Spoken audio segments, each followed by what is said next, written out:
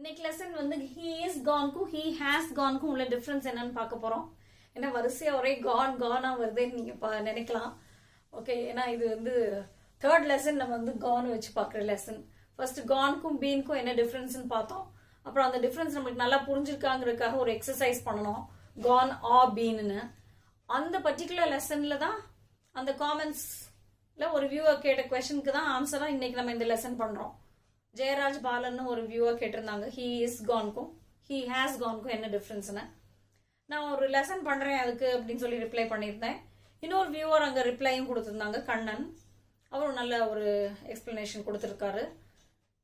ஒரு சின்ன சேஞ்ச் மட்டும் அதில் பண்ணணும். இன்னைக்கு லெசனில் நம்ம அது எல்லாமே அதோடைய மீனிங் என்ன, அதில் உள்ள கிராமட்டிக்கல் ஆஸ்பெக்ட்ஸ் என்ன, அது எல்லாமே நம்ம பார்த்துருவோம். ஓகே, அப்போ லெசனுக்குள்ளே போகிறதுக்கு முன்னால் நான் அந்த நியூ பேட்சஸ் ஆரம்பிக்கிறேன்ல, அதை பற்றி நான் இன்னொரு தடவை மென்ஷன் பண்ணிடுறேன். முந்தின வீடியோவில் நான் சொல்லியிருக்கேன், இருந்தாலும் அந்த வீடியோ நீங்கள் பார்க்கலன்னா அதையும் போய் பார்க்கலாம். இந்த டிஸ்கிரிப்ஷனில் லிங்க் கொடுத்துருக்கேன். நீங்கள் எனக்கு வாட்ஸ்அப் பண்ணுங்க அப்படின்னு சொல்லி நம்பர் கொடுத்துருக்கேன்.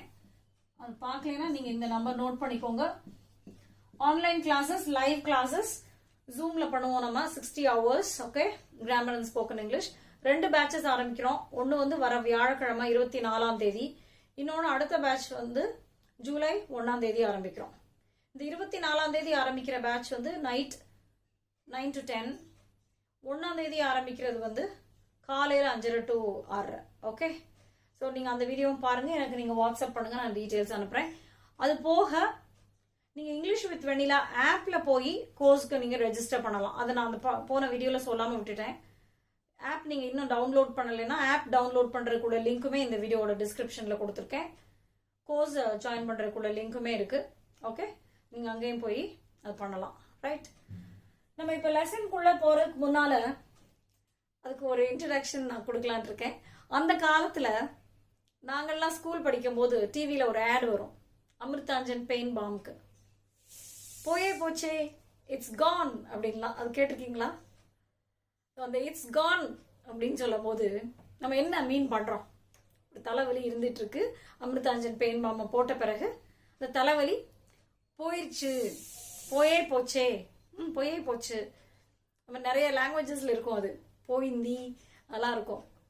நான் இன்னொரு அந்த ஆடை நான் திருப்பி போய் இப்போ பார்த்தேன், யூடியூப்ல போய் Amrutanjan pain balm ad it's gone எல்லாம் போட்டு சர்ச் பண்ணி பார்த்தேன், இருக்கு அந்த பழைய ஆடு. அப்போ வந்து காயப் அப்படின்னு ஒரு வேர்டு கூட இருக்கு, ஹிந்தியில சொல்றாங்க காயப் போயிடுச்சுன்னு. ஸோ நான் அதோட மீனிங் கூட போய் பார்த்தேன், காயப்னா வந்து போயிடுச்சுன்னு மீனிங் இருக்கான்னு தமிழ்ல. பார்த்தா அது வந்து காணவில்லை அப்படின்னு போட்டுருந்துச்சு. அது எனக்கு ரொம்ப ரொம்ப பிடிச்சிருந்துச்சு. அதனால தான் நான் உங்களுக்கு இப்போ ஷேர் பண்ணிட்டு இருக்கிறேன். அதுதான் டிஃப்ரென்ஸே. இந்த ரெண்டு ஹீ இஸ் கான்க்கும் ஹீ ஹேஸ் கான்க்கும் உள்ள டிஃப்ரென்ஸ் நம்ம தான் பார்க்க போகிறோம். இப்போ இங்கிலீஷில் வந்து அவன் போயிட்டான் அப்படின்னு சொல்கிறதுக்கு நம்ம வந்து he is gone he has gone ரெண்டும் சொல்கிறோம். தமிழ்லையும் போயிடுச்சு அப்படின்னு சொல்கிறதுக்கு இல்லை, வழி இப்போ இல்லைன்னு சொல்கிறதுக்கு ஒரே மாதிரி போயிடுச்சுன்னு சொல்கிறோம். ஆனால் இந்த காயப் வந்து அது காணவில்லைன்னு இருக்கு பாருங்க, அப்போனா இங்கே இல்லை. ஓகே, ஸோ அதுதான் பேசிக்கான டிஃப்ரென்ஸ். ஹீ இஸ் கான்னா அவன் இங்கே இல்லை, ஹீ ஹேஸ் கான்னா அவன் போயிட்டான். அது இன்னும் ரெண்டுமே ஒன்று தானே, இது ரெண்டுக்கும் என்ன பெரிய வித்தியாசம் அப்படின்னு நீங்கள் நினைக்கலாம். நம்ம கொஞ்சம் கொஞ்சமாக இந்த டிஃப்ரென்ஸ் இப்போ பார்க்கலாம். ஓகே, ஃபர்ஸ்ட் அதுக்கு முன்னால் இந்த கான் என்ன, முதல்ல இந்த கான் என்ன பார்ட் ஆஃப் ஸ்பீச். நிறைய பேர்கிட்ட நீங்கள் ஹீ இஸ் கான் என்ன அர்த்தம், இது வந்து என்ன ப்ரெசன்ட் டென்ஸ், அது மாதிரி எல்லாம் நம்ம கிராமர் பேசணும்னா அவங்க என்ன நினைச்சிருவாங்கன்னா இது பாசிவ் வாய்ஸ்லாம் சில பேர் சொல்லி நான் கேட்டேன். ஏன்னா பி வேர்ப் இருக்கே, பி ஃபார்மோட பாஸ்ட் பார்ட்டிசிபிள்ல போட்டா அது பாசிவ் ஃபார்ம்னு சில பேர் ரொம்ப ரொம்ப ஆழமா பதிஞ்சிருச்சு சில பேருக்கு மனசுல, பாசிவ் வாய்ஸா தான் இருக்க முடியும் அப்படின்ட்டு. ஆனா ஆக்டிவ் வாய்ஸ் பாசிவ் வாய்ஸ் நம்ம வாய்ஸை டிஸ்கஸ் பண்ணும் போதே ஒரு முக்கியமான விஷயம் என்னன்னா அது டிரான்சிட்டிவ் வேர்ப்ஸ்க்கு தான் நம்ம சொல்ல முடியும். டிரான்சிட்டிவ் வேர்ப்ஸ்னா என்ன? எந்த வேர்ப்ஸ் வந்து ஒரு ஆப்ஜெக்ட் எடுக்குமோ, verbs that take an object after them, அந்த வேர்ப்ஸ் தான் டிரான்சிட்டிவ் வேர்ப்ஸ். அந்த மாதிரி வேர்ப்ஸ் தான் நம்ம பாசிவ் வேர்ப்ஸ்ல நம்ம எழுத முடியும். கம் கோலாம் போய் நம்ம பாசிவ் வேர்ப்ஸ்ல எழுத முடியுமா? யோசிச்சு பாருங்க. ஆப்ஜெக்ட்னாலே என்ன? வாட் இல்ல ஹூம்க்கு ஆன்சர் பண்றது தான். அப்ப என்ன போனா என்ன வந்தான் அப்படின்லாம் கேட்க முடியாது. அப்ப இது வந்து பாசிவ் வாய்ஸ் இல்ல ஃபர்ஸ்ட். ஓகே, ஸோ இது வந்து கான்கிற ஃபார்ம் என்னது? பாஸ்ட் பார்ட்டிசிபிள் தான். இங்கே இது பாஸ்ட் பார்ட்டிசிபிள் தான், இங்கேயும் past participle தான். ஆனா இங்க வந்து இது verb இல்லை, இது adjective. ஓகே, இந்த சென்டென்ஸ்ல he is goneல is மட்டும்தான் verb, the gone வந்து adjective. ஓகே, சென்டென்ஸ் பேட்டர்ன் கூட நீங்க பாத்தீங்கன்னா இது ரெண்டுக்கும் இது has gone ரெண்டும் சேர்த்து இங்க verb. சென்டென்ஸ் பேட்டர்ன் பாத்தீங்கன்னா இது SVC, ஏன்னா இந்த gone தான் காம்ப்ளிமெண்ட். காம்ப்ளிமெண்ட்ஸ் பொதுவா ஒரு adjectiveஓ இல்ல ஒரு நவுனாவோ தான் இருக்கும். ஓகே, இது வந்து SV. சரி, இது வந்து கிராமர். இப்போ இதோட அர்த்தம் என்ன அப்படின்னா, நம்ம ஏற்கனவே முதல்ல அந்த வலி போயிடுச்சு அப்படின்லாம் சொன்ன மாதிரியே அவன் போயிட்டான் அப்படிங்கிறது தான் ஒரு மேலாப்ல உள்ள ஒரு அர்த்தம். ஆனா டீப்பா ஒரு சட்டில் டிஃபரன்ஸ் இதுல இருக்கு அப்படின்னா அது என்னவா இருக்கக்கூடும்? இந்த எப்பெல்லாம் பாஸ்ட் பார்ட்டிசிபிள்ஸ் வந்து ஒரு அட்ஜெக்டிவா வருதோ, ஒரு வேர்பா வராம அட்ஜெக்டிவ்ஸா வருதோ, அப்பெல்லாம் அது வந்து அந்த விஷயத்தோடைய இந்த நவுனோடைய, ஏன்னா அட்ஜெக்டிவே என்ன செய்யும், ஒரு நவுனையோ இல்ல ப்ரோனவுனையோ டிஸ்கிரைப் பண்ணும், இல்லைன்னா ஒரு நவுனுக்கோ ப்ரோனவுனுக்கோ ஒரு அடிஷனல் மீனிங் கொடுக்கும். அதானே? அப்ப வந்து ஒரு நவுனோடைய ஸ்டேட் இல்ல அதோட கண்டிஷன் இல்ல அதோடைய லொகேஷன் சிச்சுவேஷன் இதெல்லாம் டிஸ்கிரைப் பண்ணுச்சுன்னா அதுதான் வந்து adjective.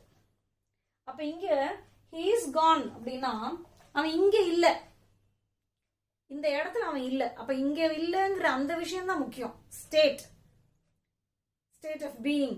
இங்க பாத்தீங்கன்னா ஸ்டேட் ஆஃப் நாட் பீயிங்னு இருக்கும் இங்க, ஏன்னா அவன் இல்லைங்கிறதுனால. ஆனா ஜென்ரலா வந்து adjective வந்து ஒரு ஸ்டேட் குறிக்கும், verb வந்து இங்க அவன் போன ஆக்ஷன். யூ see, இன்னும் கொஞ்சம் டீடைலா சொல்லலாம் நினைக்கிறேன். See, now just look at this. We are going to enjoy this lesson. Now அவன் இருக்கான் வீட்ல. This is the first time I'm drawing pictures, right? இப்போ வந்து he is at home. அவன் வீட்ல இருக்கான், ரைட்டா? இப்போ இங்க இல்ல, இப்ப he is gone. Okay, now he has gone. ரெண்டு விஷயத்திலுமே அவன் வீட்ல இல்ல. You see, அவன் வீட்ல இல்ல. ஆனா இங்க வந்து ஃபோக்கஸ் என்ன தெரியுமா? he is gone சொல்லும்போது ஃபோக்கஸ் என்னன்னா இங்க அவன் இல்ல. so the focus is here. இங்க வந்து அவன் இங்க இல்ல, அவன் வேற எங்கேயோ போயிட்டான் இல்ல போயிருக்கான், ரைட்? வேற ஏதோ ஒரு இடத்துக்கு அவன் போயிருக்கான். இங்கேயுமே அவன் வேற எங்கேயும் போயிருப்பான், ஆனா நம்மளுக்கு அது கவலை இல்ல, இங்க இல்ல, அவ்வளவுதான். அதுதான் அந்த நாகலிங்கம் கண்ணன் அந்த ரிப்ளைல அதை அழகா மென்ஷன் பண்ணியிருந்தாரு. we are not bothered about where he went. விஷயம் என்னன்னா அவன் he is not here, அதுலதான் நம்மளுக்கு ஃபோக்கஸ், ரைட்? அப்ப அவன் இங்க இல்ல, இங்க வந்து அவன் எங்கேயோ போயிட்டான். அந்த ரெண்டுக்குமே உங்களுக்கு டிஃபரன்ஸ் தெரியும்னு நினைக்கிறேன். தமிழ்ல போயிருக்கான்னா நம்ம கொஞ்ச நேரத்துல வந்துருவான் அப்படிங்கிற அர்த்தத்துல நம்ம போயிருக்கான்னு சொல்லுவோம். இல்ல ஊருக்கு போயிட்டாங்க. இப்ப நம்ம வீட்டுக்குலாம் யாராவது கெஸ்ட் வந்திருக்காங்க, கொஞ்ச நாள் இருக்கிறாங்க, அப்புறம் கொஞ்ச நாள் கழிச்சு அவங்க கிளம்பிட்டாங்கன்னா பக்கத்து வீட்டுல கேட்டாங்கன்னு வைங்க, உங்க வீட்டுக்கு கெஸ்ட் வந்திருந்தாங்களே, இருக்காங்களா, போயிட்டாங்களான்னா, இல்ல அவங்க போயிட்டாங்க, ஊருக்கு போயிட்டாங்க, கிளம்பிட்டாங்க அப்படின்னு சொல்லுவோம். நம்ம வந்து ஊருக்கு போயிருக்காங்கன்னு சொல்லுவோமா? யோசிச்சு பாருங்க, சொல்ல மாட்டோம். ஆனா பக்கத்து வீட்டுல வீடு பூட்டி இருக்கு, வேற யாரும் வந்து நம்ம வீட்டுல விசாரிக்கிறாங்க, எங்க பக்கத்து வீட்டுல வீடு பூட்டி இருக்கு, அவங்கள எங்க அப்படின்னு கேட்டா நம்ம என்ன சொல்லுவோம்? அவங்க ஊருக்கு போயிருக்காங்கன்னு சொல்லுவோம். ஏன்னா அவங்க போயிருக்காங்க, கொஞ்ச நாள் கழிச்சு வருவாங்க. சோ அந்த டிஃபரன்ஸும் உங்களுக்கு நல்லா தெரியணும். எப்ப வந்து நம்ம போயிருக்காங்கன்னு சொல்லுவோம், எப்ப போயிட்டாங்கன்னு சொல்லுவோம், அதெல்லாம். ஆனா ரெண்டுக்குமே நம்ம வந்து இங்க he has gone சொல்லுவோம். ஓகே, சோ இங்க வந்து இங்க இருந்து இந்த போனான்ல, இந்த ஆக்ஷன், போயிட்டான், இந்த ஆக்ஷனை தான் நம்ம இம்பார்ட்டண்டா கன்சிடர் பண்ணணும்னா he has gone சொல்றோம். அவன் இங்க இல்ல அப்படிங்கிற அந்த ஃபேக்டர் நம்ம கன்சிடர் பண்ணோம்னா he is gone சொல்றோம். ஓகே, சோ முக்கியமான விஷயம் இது வந்து என்னன்னா இந்த ஸ்டேட். ஓகே, அட்ஜெக்டிவ்ங்கிறதுனால இது வந்து ஆக்ஷன். இந்த போனா பாருங்க, இங்க you see, இங்க இருந்து இங்க போனான்ல, அதான் இது இந்த action. The action of going, இதுதான் he has gone. ஓகே, இங்க வந்து the state of being. அதான் நம்ம முதல்ல சொன்ன மாதிரி ஒரு adjective வந்து ஸ்டேட்டையோ கண்டிஷனையோ அந்த சிச்சுவேஷனையோ டிஸ்கிரைப் பண்ணோம்னா அதான் இது. ஓகே, இன்னொரு விஷயம் பார்த்தீங்கன்னா இந்த ப்ரெசன்ட் பர்ஃபெக்ட் டென்ஸ் இருக்கே ஹேஸ் கான், அதோட இந்த டென்ஸையுமே நீங்க பார்க்கணும். ஃபர்ஸ்ட் சென்டென்ஸ்ல டென்ஸ் என்ன? Present tense, simple present tense. Okay, he is gone simple present tense. இது வந்து ப்ரெசன்ட் பர்ஃபெக்ட். அது உங்களுக்கு நல்லா தெரியும், இருந்தாலும் நான் அதை சொல்றேன். ஏன்னா ப்ரெசன்ட் பர்ஃபெக்டை பத்தி நான் இன்னொரு விஷயம் இப்போ நான் சொல்லணும்னு நினைக்கிறேன். ப்ரெசன்ட் பர்ஃபெக்ட்ல நம்ம வந்து இந்த ரீசெண்டா முடிஞ்ச ஆக்ஷன்ஸ்ன்னு சொல்லுவோம். அப்புறம் வந்து முடிஞ்சு போன ஆக்ஷன் விட இப்ப இருக்கிற ரிசல்ட் முக்கியம் அப்படிங்கிறது, அந்த மாதிரி நிறைய யூசஸ் நம்ம படிச்சிருக்கோம்ல. அந்த ஆங்கிள் நீங்க யோசிச்சு பாத்தீங்கன்னா கூட அவன் போயிட்டான், அதனாலதான் அவன் இங்க இல்லை இப்ப. Okay, see the action has happened, அதனாலதான் அந்த ரிசல்ட் இருக்கு. ஆனா நம்ம வந்து எதை ஃபோக்கஸ் பண்ணுறோமோ அதுக்கு ஏற்ற மாதிரி சொல்றோம். இந்த ரேமன் மர்ஃபி புக் இருக்கு எசென்ஷியல் இங்கிலீஷ் கிராமர், அதுதான் நாங்க லைவ் கிளாஸஸ்ல எல்லாம் ஃபாலோ பண்றோம்னு சொல்லியிருக்கேன்ல. அதுல ப்ரெசன்ட் பர்ஃபெக்ட் டென்ஸ்க்கு ஒரு ரொம்ப ரொம்ப அழகான ஒரு எக்ஸசைஸ் கொடுத்துருப்பாங்க. என்னன்னா ஃபர்ஸ்ட் வந்து ஷூஸ் வந்து டர்ட்டியா இருக்கும், அப்புறம் வந்து கிளீனா இருக்கும். இந்த ரெண்டு பிக்சர்ஸ்க்கு நடுவில் என்ன நடந்திருக்கு? he has cleaned the shoes. அப்ப அவன் கிளீன் பண்ணதுனால தான் இப்ப ரிசல்ட் என்ன? the shoes are clean. அது மாதிரி இன்னொரு பிக்சர் இருக்கும், ஒருத்தி வந்து கதவை சாத்திக்கிட்டு இருப்பா, அடுத்த பிக்சர்ல வந்து கதவை சாத்தி இருக்கும். ஸோ முதல்ல வந்து அந்த சாத்திக்கிட்டு இருந்த ஆக்ஷனும் அடுத்து வந்து அந்த சாத்தி இருக்கிற ஸ்டேட்டும். அப்ப அந்த சாத்தி இருக்கிற ஸ்டேட்டுக்கு நம்ம சொல்றப்ப எப்படி சொல்லுவோம் சொல்லுங்க? the door is closedன்னு சொல்லுவோம். முதல்ல வந்து she was closing the door. அப்ப ரெண்டுக்கும் நடுவுல கனெக்ட் பண்ணணும், நம்ம she வச்சு ஆரம்பிக்கணும் அந்த சென்டென்ஸ்னா எப்படி சொல்லுவோம்? she has closed the door. அவ கதவை சாத்தினதுனாலதான் இப்ப கதவு சாத்தி இருக்கு. she has closed the door, so the door is closed or the door remains closed. அதான் ரைட்டா? ஸோ அந்த ஆக்ஷன் அதனால நடக்கிற ரிசல்ட். அது மாதிரி இன்னொரு பிக்சர் இருக்கும், ரெண்டு பேரும் உட்காந்து டிவி பார்த்துட்டு இருப்பாங்க, அப்புறம் அடுத்த பிக்சர்ல வந்து அவங்க போய் படுத்திருப்பாங்க. அப்ப அவங்க தூங்க போயிட்டாங்க அப்படின்னு நம்ம சொல்லுவோம். அவங்க டிவி பார்த்துட்டு இருக்கிற ஆக்ஷன்ல இருந்து எந்திரிச்சு தூங்க போனதுனாலதான் அங்க போய் அவங்க படுத்திருக்காங்க. they have gone to bed. Okay, அப்புறம் ஒரு பிக்சர் வந்து செவத்துல மாட்டி இருக்கும் முதல்ல, அடுத்த பிக்சர்ல வந்து அந்த பிக்சர் கீழே கிடக்கும். அப்ப என்ன நடந்திருக்கு? the picture has fallen. இப்ப பிக்சர் எங்க இருக்கு? கீழே கிடக்கு. the picture is fallen னு சொல்லுவோம். அதான் வந்து அதோட ஸ்டேட்.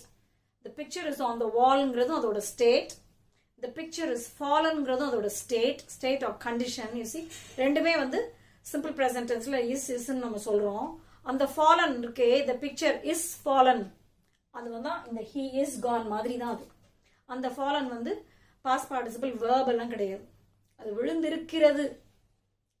ஏன்னா இந்த fall இருக்கே, இதெல்லாம் இன்ட்ரான்சிட்டிவ் verb. இங்க பாருங்க, இந்த go எல்லாம் வந்து இன்ட்ரான்சிட்டிவ் verb. நீங்க டிரான்சிட்டிவ் verbsனா அது வேற லெசன் நம்ம பண்ணுவோம் அவசியம். டிரான்சிட்டிவ் verbsல வந்து past participles எப்படி வந்து verb-ஆவே passive voice-ஆ வருது, அதெல்லாமே adjectives-ஆ வருது, அதெல்லாம் நம்ம அவசியம் படிப்போம். ஓகே, இந்த மாதிரி இன்ட்ரான்சிட்டிவ் verbs சப்ஜெக்ட் ஒரே சப்ஜெக்டா இருந்து be verb-ஓட வரும்போதும் அந்த present perfect has have ஓட வரும்போதும் என்ன அர்த்தம் அப்படிங்கறத நமக்கு கண்டிப்பா தெரிஞ்சுக்கணும்.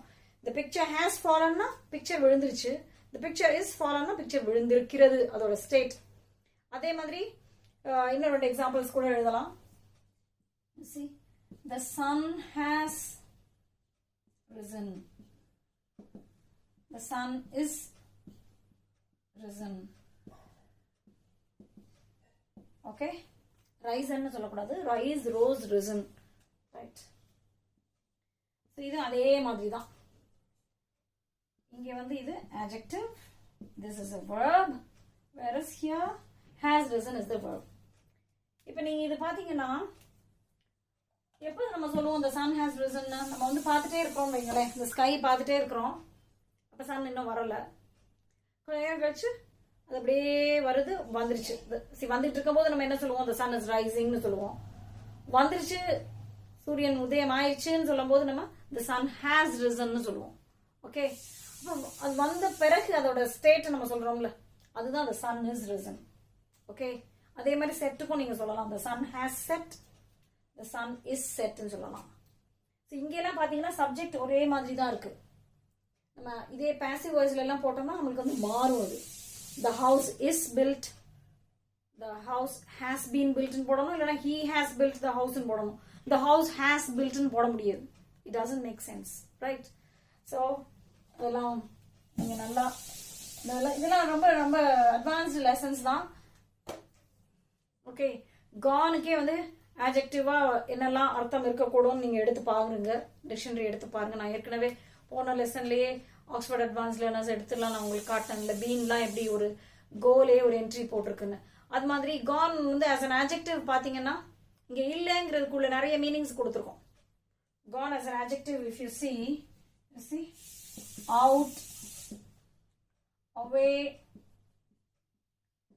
off, absent, missing. ஓகே, அதான் அந்த காணவில்லை மாதிரி எல்லாம் தான் இது. ஓகே, இது இன்னொரு விஷயம் கூட பாருங்க. ஒரு இடத்துல நீங்க காசு வச்சிருக்கீங்க, கொஞ்ச நேரம் கழிச்சு வந்து பார்க்கும்போது அது இல்லை அப்படின்னா நம்ம என்ன சொல்லுவோம்? the money is gone, காணோம் அப்படின்னு சொல்லுவோம். நம்ம யாரோ எடுத்துட்டாங்க அப்படிங்கிறத விட அந்த அந்த காசு இருக்கு இல்லை அப்படிங்கிறது தான் it's gone. Okay, somebody has taken it, somebody has stolen it, அதெல்லாம் தான் வந்து ஆக்ஷன்ஸ்.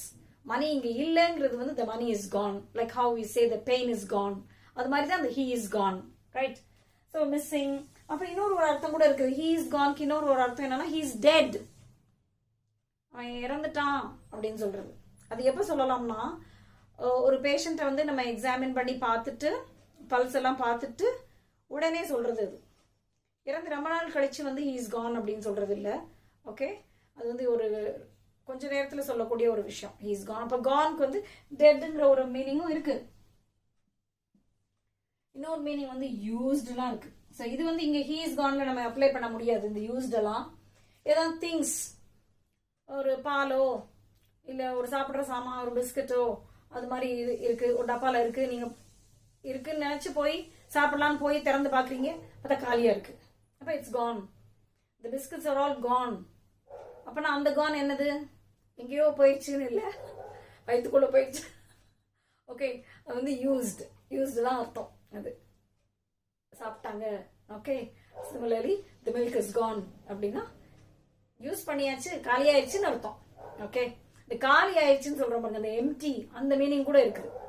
ஒரு எம்டி ஃபீலிங், அதுக்கு கூட வந்து கான் அந்த ஒரு அர்த்தம் கூட இருக்குது. ஸோ இதெல்லாம் நீங்க நிறைய போய் எக்ஸ்ப்ளோர் பண்ணி பாருங்க.